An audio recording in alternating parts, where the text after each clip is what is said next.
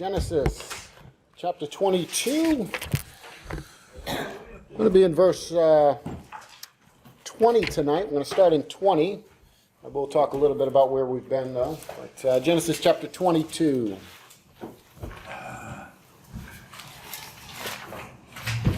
As you're heading there to Genesis chapter 22, what are some of the things we talked about in this chapter already? What's some of the history? Let's talk about that first. What's some of the history we've looked at in chapter 22? What's historically going on?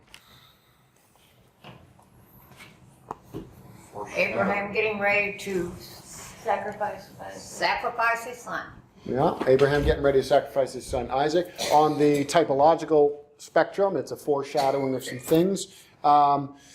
So Abraham is getting ready to offer his son Isaac, and this is the pinnacle of Abraham's faith, right? This is kind of where we see that major moment. How old is Isaac? 16 to 24, something like that. And he is a willing participant in all of this. So we see both the faith of Abraham, but we also see the faith of Isaac. We also see his submissiveness to his father. We see something's going on there where there's a connection.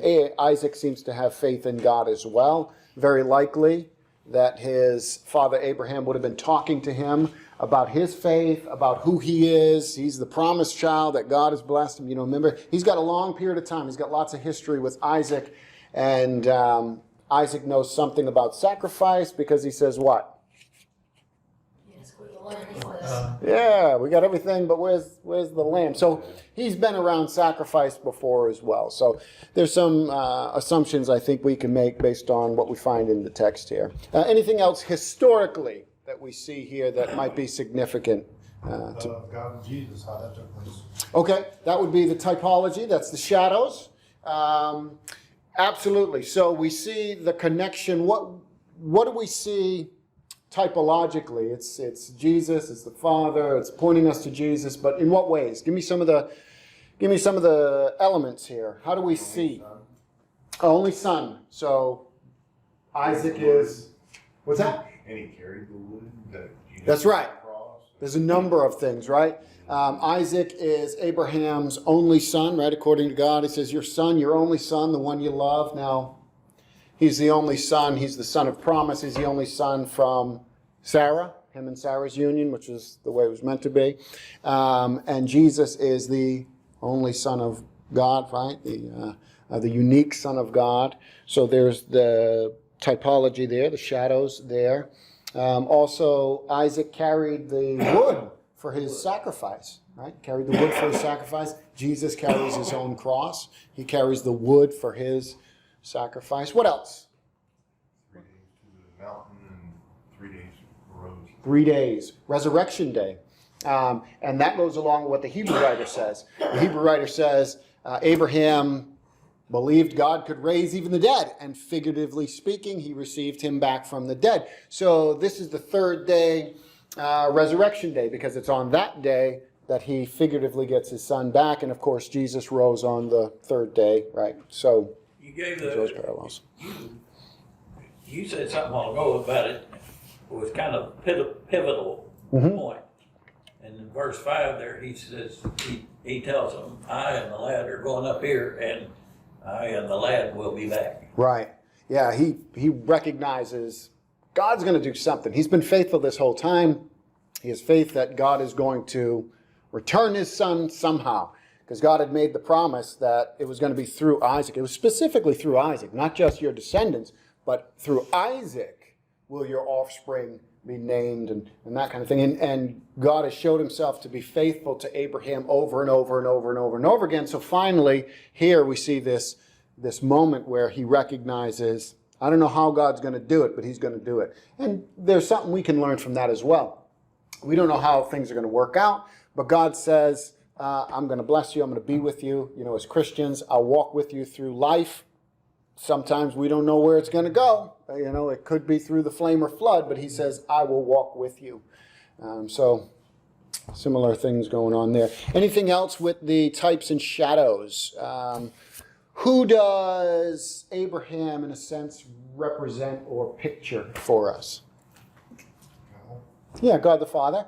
And then Isaac represents or pictures for us Jesus. Abraham is, and the reason we would say Abraham pictures for us God in a small way is because he is willing to offer everything. He's willing to sacrifice, to give everything. He's willing to give his all. And God the Father gives his all. He gives his only son, right? He gives Jesus. So there's connections there as well. All right, anything else before we move on? Could I read you a postscript I have in my translation? All right, go for it. You know, he's talking about Isaac being 25 years old, according to the ancient historian Josephus, shared his father's confidence in God's promise, when not his very existence, the result of God keeping his word. Right, absolutely. All right, let's look at verses 20 through 24, and we'll finish off this chapter here. Who wants to read that?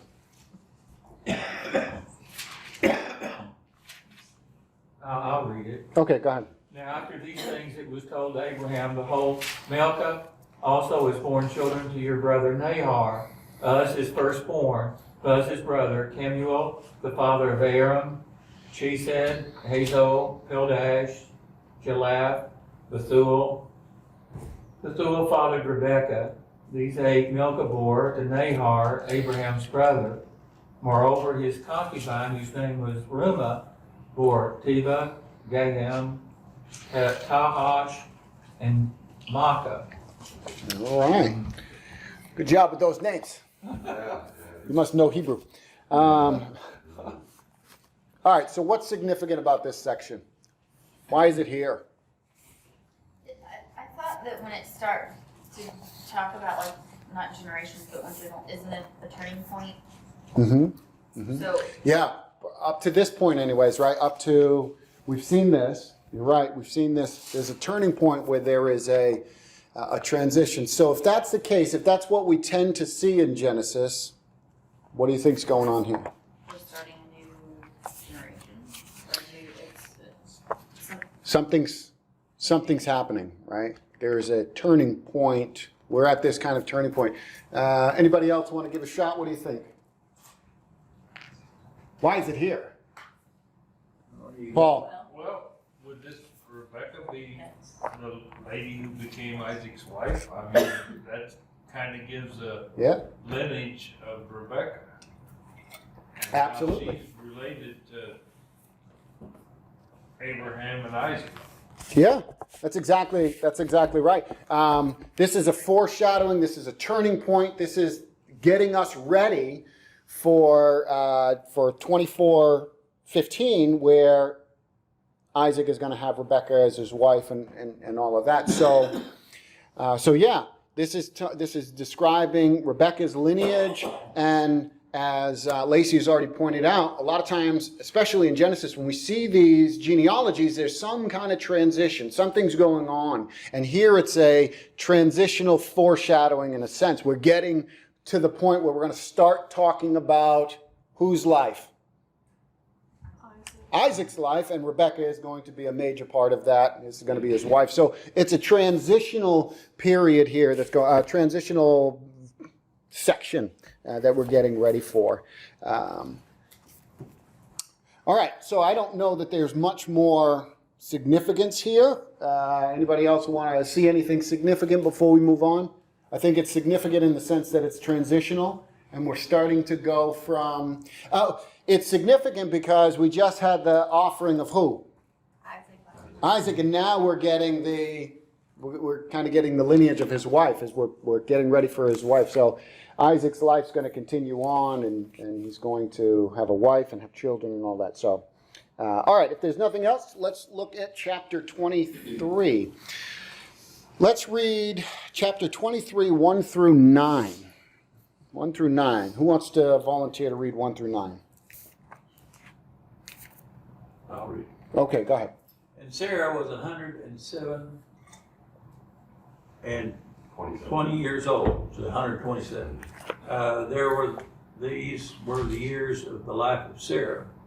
And Sarah died in whatever place that is. The name of is Hebron in the land of Canaan. And Abram came to mourn for Sarah and to weep for her. And Abram stood up from before his dead and spake unto the sons of Heth, saying, I am a stranger and a sojourner with you. Give me a position of a burial place with you, that I may bury my dead out of my sight. And the children of Heth answered Abraham, saying unto him, Hear us, my Lord. Thou art a mighty prince among us, in the choice of our, what is that? Somebody say that. Sepulchre. Okay. Bury thy dead. None of us shall withhold from thee his sepulchre, but that thou mayest bury thy dead. And Abraham stood up and bowed himself to the people of the land, even to the children of Heth. And he communed with them, saying, If it be your mind that I should bury my dead out of my sight, hear me and entreat for me to Ephraim the son of Zohar, that he may give me the cave of Machpelah. which he hath, which is the end of his field, for as much money as it is worth, he shall give it to me for a possession of a burial place among you. All right, riveting, isn't it? Riveting. So what's going on in this section? Sarah dies. He wants to bury her. At a very old age, Yeah, how old was she? 127. 127. Is that a long life? Today, Yeah. Well, people at this time, prior to the flood, how long did people live? 400, 500. Yeah, all the way up into 900, right? I mean, it could be like 4, 5, 6, 7, 8, 9, somewhere in the 900s. So this is, again, we've talked about this before, the life of Abraham, this period of time is transitional. People are going from living very, very long periods of time, and it's starting to drop off fairly rapidly. What's the average age for Americans to live? What's 100. 100? I don't think it's 100. What is it? I had a friend die 78. a few days ago, 100 years old. That's not normal, though. That's not the average. That's abnormal. She was abnormal. Lived longer. 78 is what you said, right? I'm assuming. It's somewhere in the 70s to 80s. It's not as old as you think that it is. No, and it's different. It's a little bit longer for women than it is. Yeah, it's different for guys. You mean We I tend to live wear longer out than quicker I or was? something. I don't know. So you've lived longer than the average. Oh. Yeah. I'm Yeah. 79, so that makes me nervous. Yeah. And of course, we have a lot of folks who are in that range and above here. And of course, we Shocker. Well, God does say 120 years, right? I thought it was hoedown time. I didn't know what it was. I thought it was 70, and anything above 70 is a gift or a blessing from God. Yeah, I mean, I think the average age is about 75 to 85 in America and such. And women tend to be at the higher end. Men tend to be at the lower end. So for us, well, God never said it was going to be fair. For us, in our day, 127 is really old. That's a long life. But again, this is that transition period where some people are living longer than that, some people are dying sooner than that, and she's living, this may very well be, and I'm not sure, but it may very well be kind of the average, somewhere around 120 or something like that would Maybe be she kind was of the blessed average. because of her husband. Well, it depends on how you look at being blessed. She's not living 300 years, so she's not that blessed, but she's not dying in her 70s. So it's relatively speaking, she's living quite a long time. But again, people lived 900 years in the past. Now, how long were people going to live prior to sin? Forever. Yeah, so 900 years in light of forever is still a short period of time, right? Still a short period of time. So what is this reminding us of? What does this death of Sarah remind us of? Well, what should it remind us of? Every time in Genesis we see the death, especially the death of someone faithful or something like that, when we see death over and over again, what should we be reminded of? Sin. Yeah, sin, the consequences of sin. Regardless of how faithful and how righteous someone is, we all die unless, for us today, unless Jesus returns, every one of us is going to bite the dust. And every time we see this, and we see a faithful woman here, and of course his death been going around recently, and so we're very conscious of it. But every time we see that, especially in the book of Genesis, what did God say in the garden to Adam when he said, don't touch the tree? Well, he said, don't eat it. Don't eat it or you will surely die. Right? In the day that you eat it, dying you will die. It's kind of a Hebrew phrase. Die, you're going to begin the dying process and then you're going to die. What did Satan say? Is that what God said? He said, is that what God said? But then he said, you will not die. God knows that when you eat it, you're going to be like him, and God doesn't want that, and he's hiding something from you. God. Right, you're going to be as smart as God. So who was right? Who told the truth? So in a lot of ways, we can see a couple things. Every time we experience death, we see it in the life of very faithful, listen, with all her flaws, was she a faithful woman? Yes. Sure she was. Sure she was. Every time we see death in our own lives, in the lives of our family and friends, when we see it in the scriptures, we should be reminded of at least two things. At least two things. One we already talked about, which is, sin. Your sin, my sin, our sin. We don't blame it just on Adam and Eve. We have all sinned. We've all fallen short of the glory of God, right? So our sin. So we're reminded of that. But what else are we reminded of? God keeps his promises. He's faithful. He tells us the truth. And then, of course, that points us to, we long for the one to come who will do what? Genesis 3:15 will save us, right? Genesis 3:15, God gives the gospel in a nutshell. He speaks to Satan and he says what? Anybody remember? Yeah, it's like a modern translation. That's the Lacey translation. You're going to break your face. So it does say crush your head, but break your face is kind of the, 21st century version of that. Yeah, he's going to break your face. But that's right. That's right. This one to come. Oh, here's the good news. The one to come. Every time you see death, we're looking, we're longing for that one, because God made a promise back in Genesis 3:15 that there was going to be one to come who was going to take care of death. He was going to conquer death. And so we know who that is, and that should point us forward. So we mourn, but we also look forward and rejoice in Jesus, because he's the one who, up from the grave he arose with a mighty triumph for his foe, right? And those who are connected to him, we defeat death as well. So very important. I don't think it's too much to labor the point. Every time you see death, even in a faithful, regardless of how faithful someone is, death comes, but there's that promise as well. There's that promise as well. God is going to take care of sin, Satan, and death. And we can rejoice in that. Go ahead. I have a question regarding that right there. Doesn't he say that we all have to die? So We all will die unless Jesus returns. When Jesus returns, Time of baptism. yes, we die spiritually. That's correct. There's a spiritual death, burial, resurrection. Absolutely.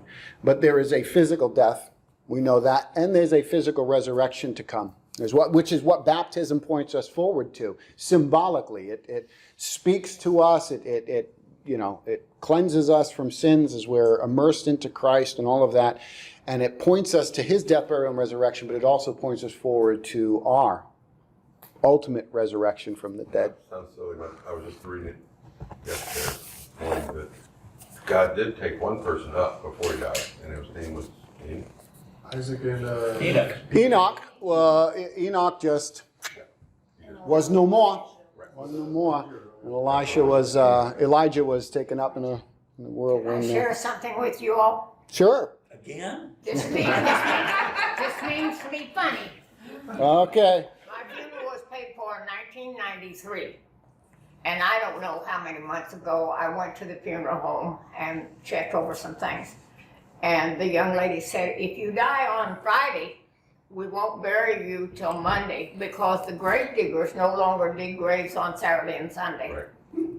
Okay. Just in case, guys. Yeah, in some, not everywhere, but in some places. What happened? Man, that sounds like that hospital. Don't get sick over the weekend. Yeah. Don't die on Friday, because you're going to be stinking it up in somewhere. They will dig the graves on Saturday or Sunday, but it does cost more. Oh, of course it does. Yeah, we'll give you a little extra money. My mom passed on Thursday and Friday at funeral. They didn't bury her Yeah. Yeah. Monday. Well. Yes.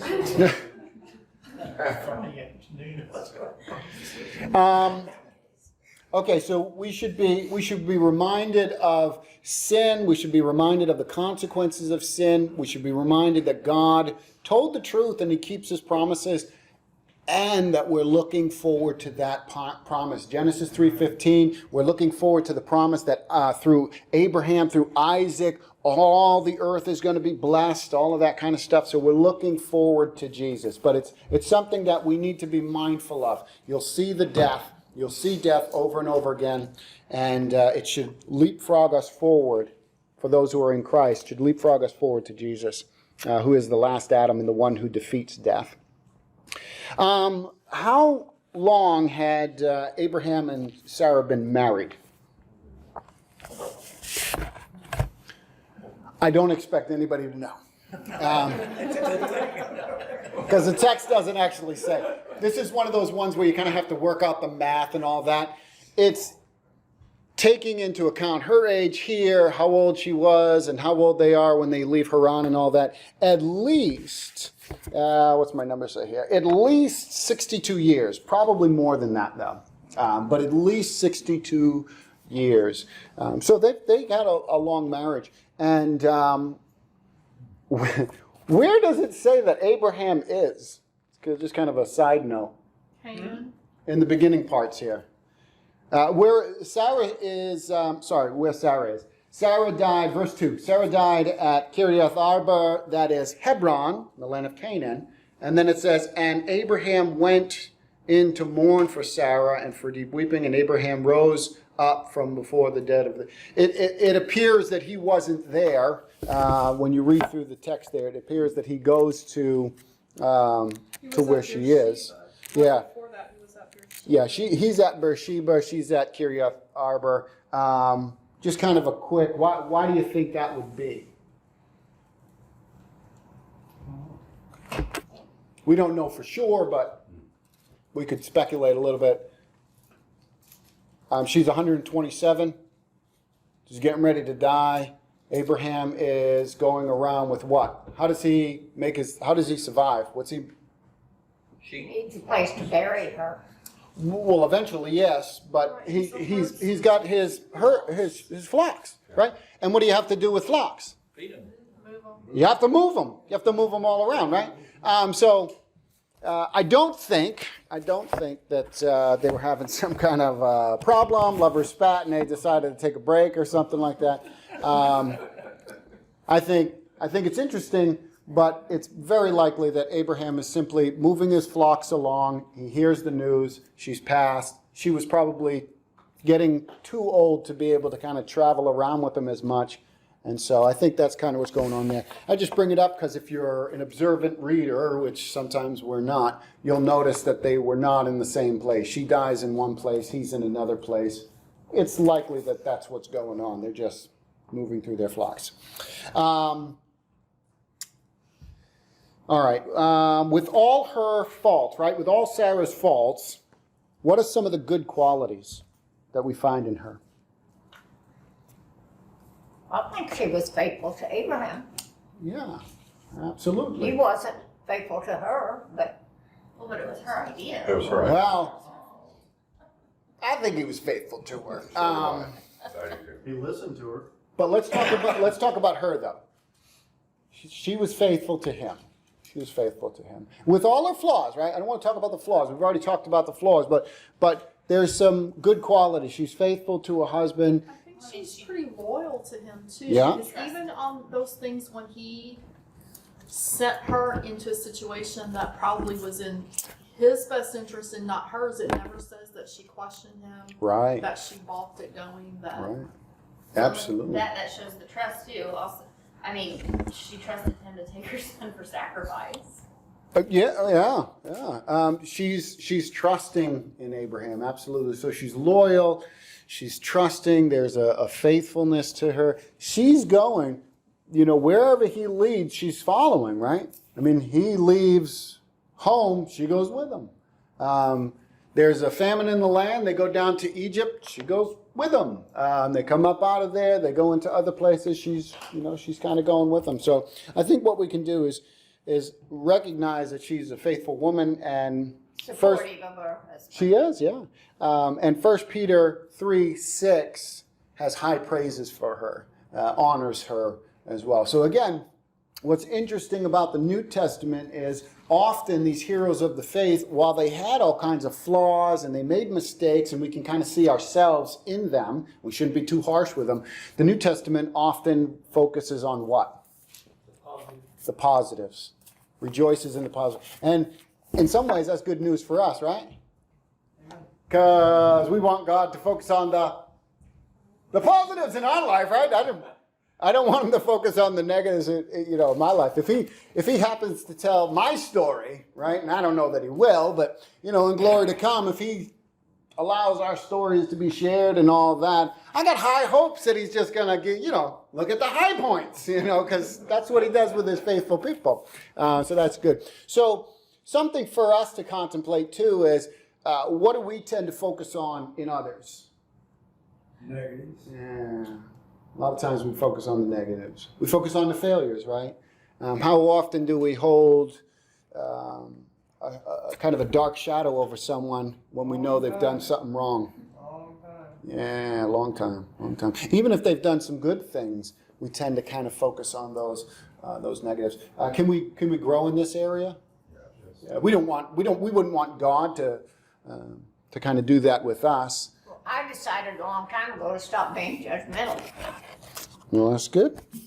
That's good. I'm glad to hear that. When you gonna start? I heard a preacher say one time that he held up his hand, and in that hand was one little old tiny ink mark. And he said, "What do you see?" Everybody pointing to the ink mark. He said, "Here's all this other part. Ah. You're not seeing it. You're only seeing the bad." Yeah. Good illustration. That happens a lot of times. We want to recognize her. New Testament talks about her faithful. We see her faithful life. Again, we're not ignoring the bad things, but we get to rejoice in those good things as well. So, what does Abraham do after she dies? What's he do? Remarries. Right, in the text that we've read so far. Goes and buys a place to bury her, and Yeah, he goes to the Hittites. He wants to bury his wife. He wants to honor her. What does it tell us about Abraham that? Almost out of time. What does it tell us about Abraham that he wants to buy property in Canaan and bury his wife there? He knows that's where they'll be. Do you tend to bury your loved ones in a foreign country, or do you tend to bring them home? Home. We want to go home. If we know we have, a terminal illness, a lot of times, not everybody, I know not everybody, but a lot of times, where do we want to go?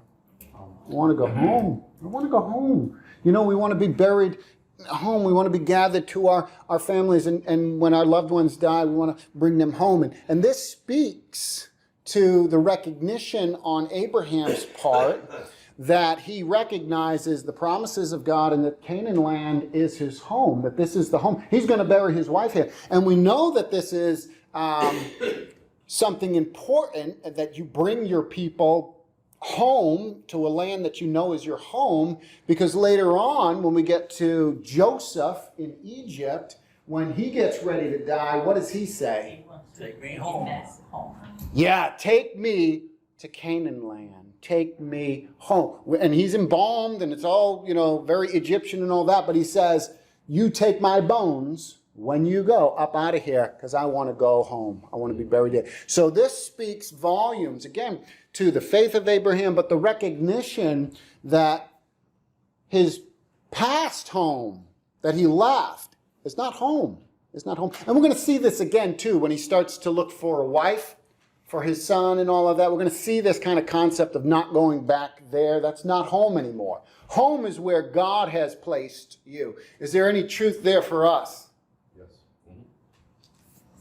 What's the truth for us? I believe that there's God's plan for us, wherever he places us, to prosper, and for reasons we sometimes don't understand. Okay. But, when things have happened to me, I've had to move from here to here. I don't know why they have to be there, but I just think it's God's plan. So. Is this world our home? Prior to Christ it was.